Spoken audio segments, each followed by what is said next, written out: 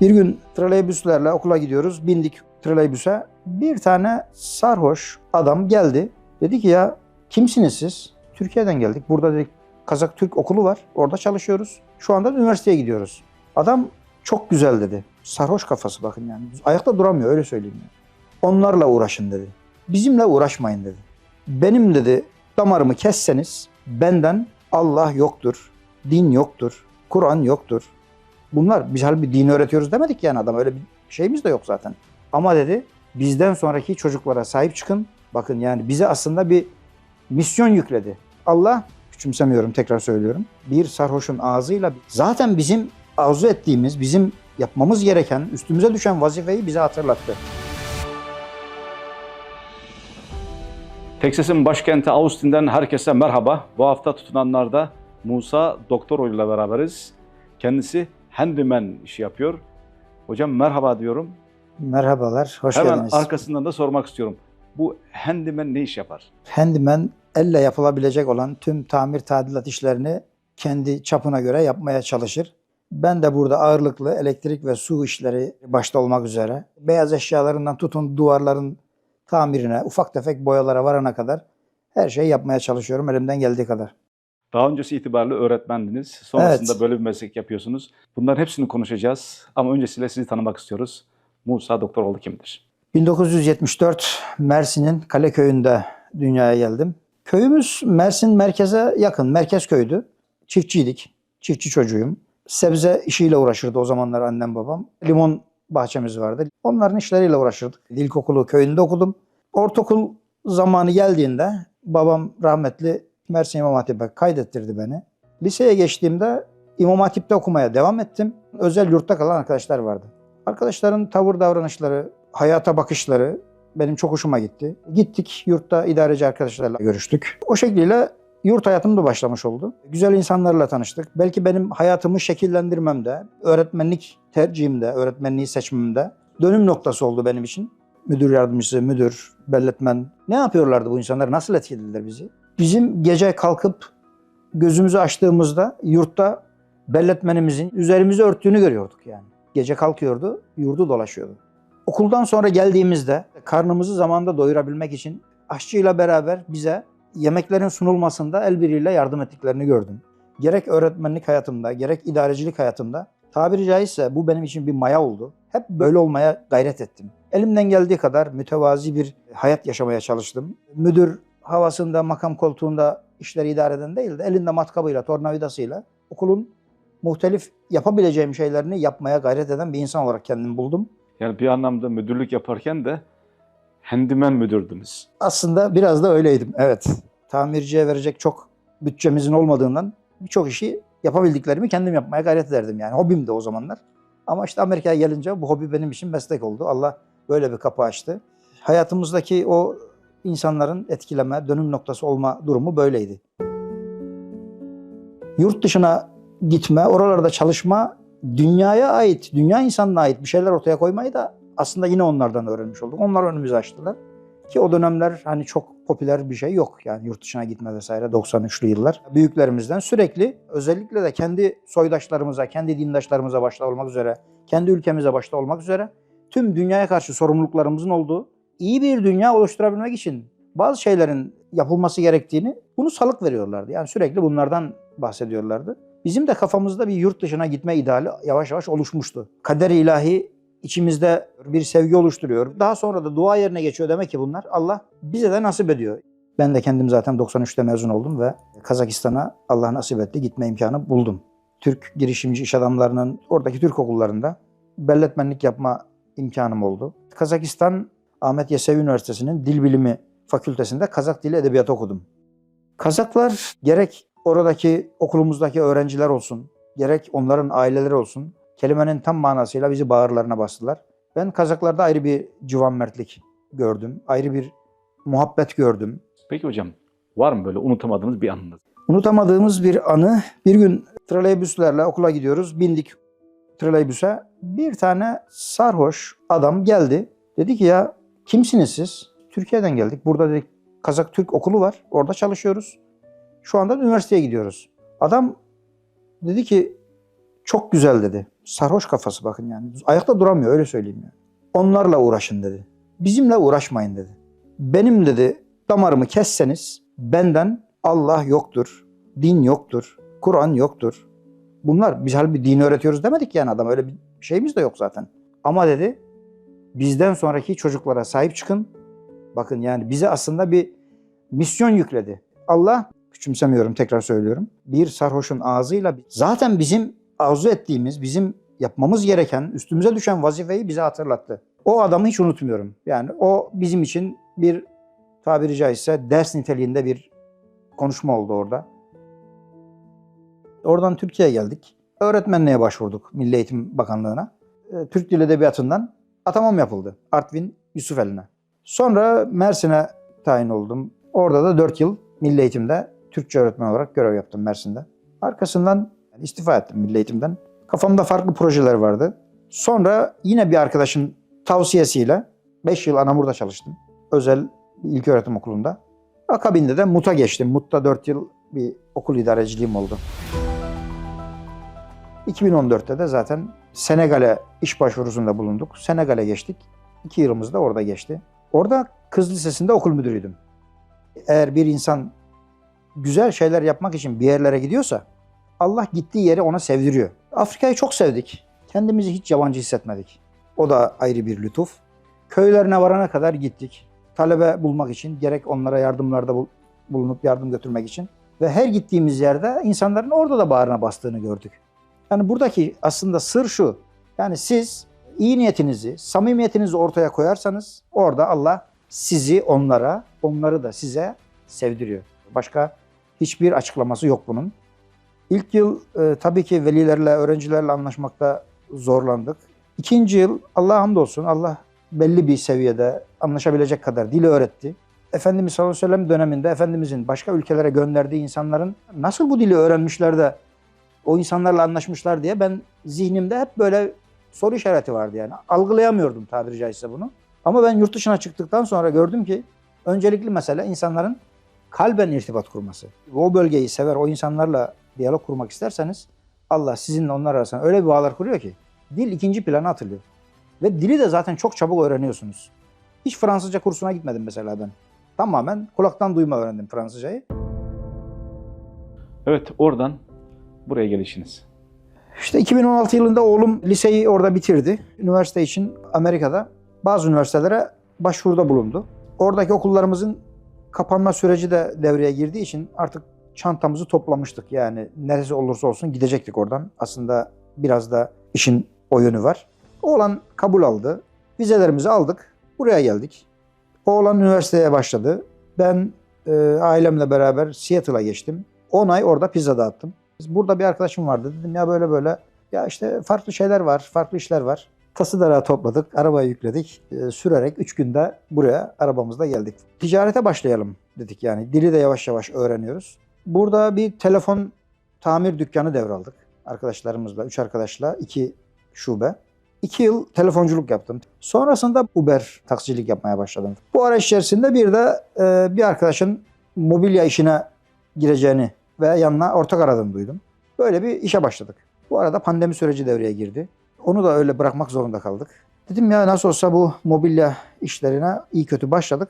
Ben dedim application üzerinden mobilya kurma, mobilya kurulumu. Buna başladım ilk. Müşteri tabii ki evde o işi yaparken adam size soruyor. Ya diyor işte ben bir fan aldım diyor. Bunu takabilir misin diyor. Ben hayatımda fan takmadım. Bilmiyorum. Takarım diyorum yani. Niye takmayayım? Bunun için yarın gelmem lazım. Ben o zamana kadar YouTube'dan bakıyorum videolarına. İş nasıl yapılıyor onu öğreniyorum. Elektrikle alakalı da çok az bir altyapım var. Derken bunu geliştirebilirim diye düşündüm. App üzerinden elektrik işini de açtım. Yaptığım işlerin fotoğraflarını oraya koyuyorum. Amerika o yönüyle bereketli bir yer. Kimse size ya sen dil bilmiyorsun, nasıl bu işleri yapıyorsun deyip sizi yadırgamıyor. Bende de böyle bir şey var. Bilmesem de yapamam diyemiyorum. Deniyorum. Oluyorsa alıyorum parasını. Olmuyorsa adamın parasını iade ediyorum veya almıyorum. Hiç almıyorum adam. Ve bunu adam hiçbir şekilde sesini çıkarmıyor. Bu bizim için çok büyük bir avantaj oldu. Ve böyle böyle ben kendimi geliştire. YouTube'dan videolarla. İşte priz değiştirme, yeniden hat çekme, işte lamba takma, bulaşık makinesi, buzdolabı, kurutma makinesi, çamaşır makinesi tamirleri vesaire bunların hepsine ufaktan girmeye başladım. İşi büyüttüm. Şu an artık bayağı profesyonel bu işi yapıyorum yani. Allah'a hamdü seneler olsun. Elektrik, su ve minimum evdeki tamir edilebilecek ne varsa her şeyi yapmaya çalışıyorum yani. Bir müşteri sıkıntısı da çekmiyoruz. Bayağı bir çevremiz oluştu.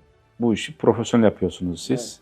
Çıraklarınız var mı? Birilerine de öğretiyor musunuz? Doğrudan benimle beraber çalışan bir çırağım yok. Fakat bu yaptığım işi, mesleğin detaylarını yeni gelen arkadaşlardan 3 arkadaşımıza öğrettim. Şu an burada beraber aynı bölgede çalışıyoruz onlarla. Peki bunu Amerika değil sadece, bütün yurt dışına gitmiş insanlara tavsiye eder misiniz? Kesinlikle tavsiye ederim. Bu ve benzeri mesleklerin asla değerinin kaybolmayacağına inanıyorum. Bu işleri yapan insanların azaldığını görüyoruz. Diğer işlere hevesin arttığını görüyoruz. Herkes üniversite okuyup bir yerlerde temiz iş yapmak istiyor. Evet, bu işler biraz zor ama kazancı güzel. Hem de iş kaybetme riskiniz yok. Ben sertifika da almadım. Sertifikam da yok. Yani herhangi bir yere kursa da gitmedim. Aslında doğru olanı bir sertifika programına gidip işin kitabisini öğrenmek öncelikle. Azıcık da el becerisi varsa onun üzerine de el becerisini koyup çok rahatlıkla istediğiniz yerde istediğiniz işi bulabilirsiniz. Kursa gidip bir tır ehliyeti alıp tırcı olabilirsiniz. Bir 6 aylık kursa gidip elektrikçi olabilirsiniz. Su tesisatı konusunda 6 aylık bir kursa gidip onu olabilirsiniz. İmkanlar çok geniş burada. Onun için hem bizim gibi sonradan gelmek zorunda olan arkadaşlara hem de onların çocuklarına gösterecekleri bir yol olduğunu düşünüyorum. Kendi çocuklarıma da aynı şekilde tavsiye ettim ben zamanında bunları. Elektrik elektronik mühendisliğini kazandı. Ortancı oğlum mesela. $10.000 yıllık üniversiteye para ödemesi gerekiyor burslu halde. Bir $10.000 da yurdu var. Ya ben bunlarla çok yardımcı olamayabilirim sana. İstersen dedim daha kısa yoldan hayata atılabileceğin bir şey düşünebilirsin. O dedi ya ben iklimlendirme kursuna gideyim dedi. 2 yıllık o okula gitti. Bitirdi. Ve 4 yıldır da şu anda çalışıyor bir firmada klimacı olarak. Yani hiçbir şekilde eskimeyen bir meslek. Hani diyoruz ya, yapay zeka insanların mesleklerini elinden alacak. Bizim burada downtown'a gittiğiniz zaman görürsünüz şehir merkezinde. Uber'in arabaları var. Şoförsüz. Ama işte bir klima tamirini asla ve asla yapay zeka tamir edemez. Yapamaz yani. Büyük oğlum da üniversiteye gitti. 2 yıl, 2,5 yıl orada okudu. Ben dedi business'a geçeceğim dedi. Ona da dedim yani aynı şeyi. O da bıraktı geldi. Bazı yerlerde çalıştı. En son green card'ımız olduktan sonra Air Force'a, hava kuvvetlerine başvurdu. Kabul aldı. Şu anda Air Force bünyesinde bir askeri personel olarak masa başı işleri yapan, Türkiye'deki karşılığı belki iş güvenliği uzmanlığı vesaire böyle bir şeye denk geliyor. Orada çalışıyor şimdi Oklahoma'da. Eğitimlerini zaten istedikleri zaman kaldıkları yerden devam edebiliyorlar. Mesela 2 yıllık bitirdiğiniz zaman burada Amerika'da bir kredi esasına göre okuduğunuz için siz bir yerde üniversite hayatınıza devam etmek istediğinizde o 2 yıl aldığınız eğitimi hiçe saymıyor. Üzerine devam edip 3. yıldan devam edip üniversiteyi bitirebiliyorsunuz. Üniversitelerde Tabii bitirebilirler. ki. O güzel. O kapı onlara her zaman açık. Yoksa eğitime karşı olduğumuz şeyi çıkmasın. Kesinlikle eğitimlerini tamamlaması konusunda ben de destekliyorum. Okunması, öğrenmesi gerekiyor. Fakat bir meslekleri de, ekstra bir meslekleri de olması gerekiyor. Biz yol göstermemiz lazım çocuklara. Bir meslek sahibi edinmemiz lazım. Ki ben 40 yaşından sonra bu işlere başlamış bir insanım yani. Yıllar önce kendisine çok değer verdiğim bir büyüğümden duyduğum bir şey vardı. Her arkadaşın bir hobisi olsun demişti. Ben o zaman onu sadece işte böyle hani ya bir saz çalabilmeyi öğrensin, elinden bir resim yapmak geliyorsa bir resim yapmayı öğrensin mi demek istiyor acaba diye düşünmüştüm. Herkesin daha sonra meslek haline getirebileceği bir hobisinin olması gerektiğini vurguladığını, onu kastettiğini anladım. İş başa düştükten sonra anladım. İşte biz çocuklarımıza o hobiyi böyle vurgulamamız lazım. Evet, hobin olsun ama o hobi yarın bir gün senin işin de olabilir. Bende olduğu gibi. Artık bu kadar mesleki tecrübe aktarımından sonra ben klasik bir sorum var, onu sormak istiyorum. Herkesin görebileceği yere bir şey yazmak isteseydiniz ne yazardınız? Dürüst olun. Ne işi yaparsanız yapın, dürüst olun. Rızık teminat altında, yani Cenab-ı Allah'ın teminat altında. Dolayısıyla böyle 3 kuruşluk, 5 kuruşluk şeyler için haysiyetimizi, bilgilerimizi, öğrendiğimiz değerleri ayaklar altına alacak şeylere gerek yok. Bu sizin hem dünya hem ahiretinize en büyük katkıyı sağlayacaktır diye düşünüyorum. 16 yaşında başlayıp ta 40 yaşına kadar göç serüveni ve hayatınızda devam etti. Bu göçlerin size öğrettiği en önemli şey ne oldu? Dünyanın ve dünya metanın fani olduğunu, dünya için çok böyle düzen kurup tabiri caizse ona tapmamak gerektiğini en başta anladım yani. Önemli olan sizin hangi amaca binaen o yer değiştirmeleri yaptığınız, gittiğiniz yerde amaca uygun hareket edip etmediğiniz, faydalı olup olamadığınız, bunlar önemli. Allah her gittiğiniz yerde zaten size iyi niyetinizin ve yapmaya çalıştığınız güzelliklerin hürmetine o bereketi veriyor zaten sizin hayatınıza. Dolayısıyla bir düzene tapmamak lazım. Maddi eşyalara, eve, çevreye tapıp oraya kendini hapsetmemek lazım. Dünya çok geniş ve bizim yapmamız gereken, dünyaya göstermemiz gereken çok büyük güzellikler var. 3-5 çekyattan, 3-5 evden, 3-5 apartmandan çok daha değerli şeyler bunlar. Onun için yer değiştirin. Tebdili mekanda ferahlık vardır. Bunu iliklerine kadar yaşamış birisi olarak söylüyorum. Peki geldiniz, burada bir düzen kurdunuz. Düzene tapmıyorsunuz ama yine bir düzen kurdunuz. Ve bu düzenin de etrafında insanlar var. Sosyal ilişkileriniz nasıl? Yaşadığımız yerde, daha önce yaşadığımız yerlerde olduğu gibi yaşadığımız topluma karşı sorumluluklarımız var. Kendimizi kaybetmeden, değerlerimizi kaybetmeden bu topluma adapte olmamız gerekiyor. Dolayısıyla bu meyanda komşuluklarımız var. Komşularımızı özellikle Ramazanlarda iftarlara çağırıyoruz. Onlar da bunun altında kalmak istemiyorlar. Ya diyorlar biz de sizi çağıralım eve. Daha sonra onlara ziyaretlerimiz oluyor. Aile ziyaretlerimiz oluyor. Ağustin'e geldiğimizde buradan 10-15 kilometre daha güneyde bir mahallede kiracıydık. Yeni gelmenin şeyiyle dil sıkıntısı yaşıyoruz. İnsanlarla diyalog kuramıyoruz. Tabii ki çocuk okula gidiyor. O çok çabuk İngilizceyi öğrendi. Ana dili gibi konuşmaya başladı falan. Mahallede oynamak istiyor. Ama burada sokakta çocukların oynama adeti yok. Huzeyfe tek benim en küçük olan şu anda lise 1. Gidiyor çocuğu olan evleri tespit ediyor. Kapısını çalıyor. Diyor ki ya işte çocuğunuzla arkadaş olup oynayabilir miyiz diyor. Önce şaşırıyorlar tabii yani alışık olmadıkları bilir. Olur falan. Önce evin dışında oynamaya başlıyorlar. Evin önünde oynamaya başlıyorlar. Sonra arka bahçeye geçiyorlar. Arka bahçede oynayabiliriz falan diyorlar. Sonra bize geliyorlar bizim arka bahçede. Böyle mahallede çok ciddi bir kaynaşma oldu. 2020'de şu anki bulunduğumuz yere taşındık. Bir baktık mahalleden kalabalıklar birkaç kişi gelmeye başladı bizi uğurlamaya. Dedik ya ne oluyor hayırdır? Dedi ya bizim işte Huzeyfe'nin ailesiymişsiniz. Taşındığınızı söyledi Huzeyfe. Sizi yolcu etmeye geldik. Bu çok değişik bir şey oldu bizim için. Hem onların alışmadığı hem de bizim beklemediğimiz bir şey oldu. Huzeyfe o zaman kaç yaşındaydı? Huzeyfe o zaman 8 yaşındaydı. 8 yaşında mahalleyi topluyor Evet. ve sizi yolculattırıyor. Yani Kesinlikle, gerçekten kesinlikle. demek ki çocuk da böyle sosyal ilişkilerde kaynaşma adına çok güzel bir argüman. Kesinlikle. Hani bizde çok güzel bir söz var. Testide ne varsa dışarıya o sızar. Siz evde ona ne vermeye çalışıyorsanız çocuk dışarıya onu yansıtıyor. Kendi samimiyetiyle, kendi saflığıyla da bunu birleştirdiğinde katışıksız bir muhabbet ortaya çıkıyor. Dolayısıyla etrafa belki bizlerin söylediği sözlerden, bizlerin davranışından daha tesirli bir sonuç ortaya çıkıyor. Keyifli bir sohbet ama sonuna geldik. Son olarak ne demek istersiniz? Gerek memleketimizde bulunup oralarda şu an hayatını devam ettiren arkadaşlarımıza, gerekse yurt dışına çıkmak zorunda olan arkadaşlarımıza kaybettiklerinin çok daha fazlasını Cenab-ı Allah inşallah en kısa zamanda nasip ve müyesser eylesin. Allah herkesin işini gücünü rast getirsin. Dünya ve ahiret huzuru nasip etsin. Herkese işlerini en güzel şekilde yapıp bulundukları yerde hakkıyla tutunanlardan ve bulundukları yerlerde inandığı değerleri en güzel şekilde temsil etmeyi hepimize nasip etsin.